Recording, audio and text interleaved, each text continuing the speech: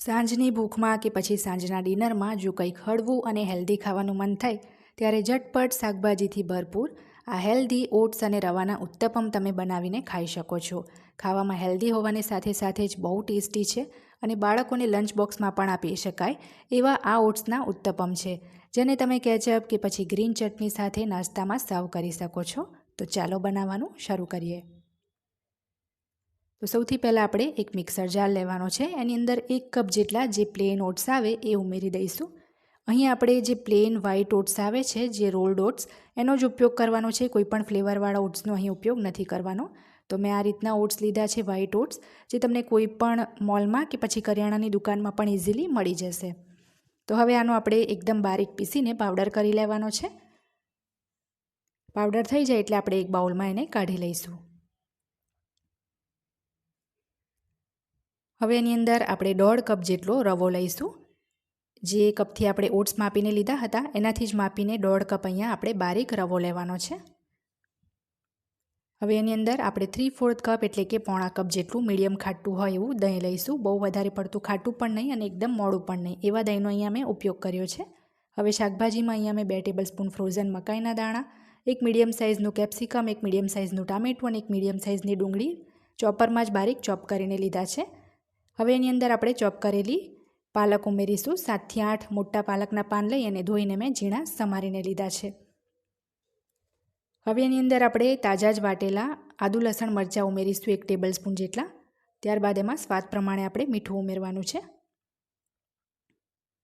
2 tablespoon એમાં ઝીણા સમારેલા આપણે લીલા ધાણા ઉમેરીશું. હવે એની અંદર આપણે મસાલાની અંદર 2 ચપટી જેટલી હિંગ ઉમેરીશું, 1 નાની ચમચી જેટલું ધાણા જીરું પાવડર, 2 ચપટી જેટલી હળદર અને 1 ચમચી જેટલું તીખું લાલ મરચું ઉમેરીશું. બહુ વધારે પડતા આપણે આની અંદર મસાલાનો પણ ઉપયોગ નથી કર્યો. હવે એની અંદર આપણે 1 કપ જેટલું પાણી ઉમેરીશું અને બધું જ સરસ મિક્સ કરી લઈશું.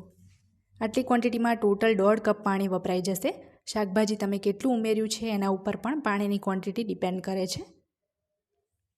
તો થોડું પાણી ઓછું લાગે તો ફરી પાણી એડ કરી સરસ બધું મિક્સ કરી લેવાનું છે. તો અહીંયા તમે જોઈ શકો છો, 1/2 કપ પાણી આમાં મેં બીજું ઉમેર્યું છે અને સરસ આ રીતનું મીડિયમ ગાઢું એવું મિશ્રણ તૈયાર કરી લીધું છે. હવે રવો ઉમેર્યો છે એટલે ઢાંકીને 10 મિનિટ એને આપણે રેસ્ટ આપીશું. 10 મિનિટ પછી આપણો જે રવો છે એકદમ સરસ ફૂલી ગયો છે. તો આપણે આની અંદર 2 ચપટી જેટલો ખાવાનો સોડા એટલે કે બેકિંગ સોડા ઉમેરવાનો છે અને સરસ એને મિક્સ કરી લઈશું.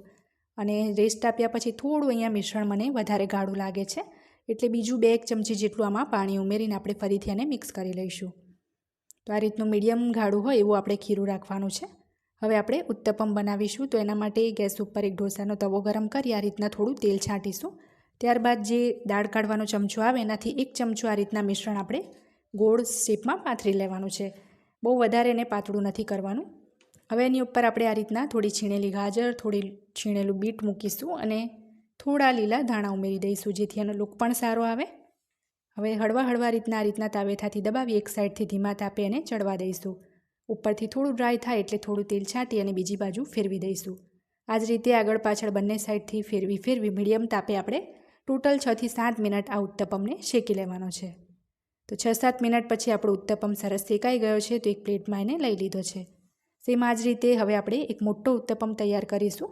પહેલો જે ઉત્તપમ બનાવો તમારે થોડો નાનો જ બનાવો, ત્યાર પછી બાકીના ઉત્તપમ તમે મોટા બનાવી શકો છો. કારણ કે પહેલી વારમાં જો કદાચ તાવો ગરમ ના થયો હોય બરાબર, કે પછી તાવો બરાબર ગ્રીસ ના થયો હોય અને જો તમે ડાયરેક્ટ મોટો ઉત્તપમ બનાવો તો તૂટી પણ શકે છે. એટલે આ રીતના ફરીથી આપણે એના ઉપર છીણેલી ગાજર, છીણેલું બીટ અને છીણેલા જે થોડા લીલા ધાણા હોય એ ભભરાવી દઈશું. આ રીતે તમે જો બાળકો તમારા શાકભાજી ના ખાતા હોય એમને બનાવીને કેચઅપ સાથે આપો તો એમના પેટમાં વિટામિન્સ પણ જાય અને એમને ભાવે પણ ખરું. તમારે જો આમાં છીણેલી દૂધી કે પછી મેથી ઉમેરવી હોય તો એ પણ ઝીણી સમારીને ઉમેરી શકો છો. તો સેમ એ જ રીતના બીજો ઉત્તપમ પણ આપણે બંને બાજુ સરસ ફેરવીને 7 થી 8 મિનિટ શેકી લેવાનો છે. શેકાઈ જાય એટલે આપણે એને પણ એક પ્લેટમાં લઈ લઈશું. બધા જ ઉત્તપમ તમારે આ જ રીતના તૈયાર કરી લેવાના છે. ખાવામાં એટલા ટેસ્ટી લાગે છે કે બાળકો માંગીને ખાશે.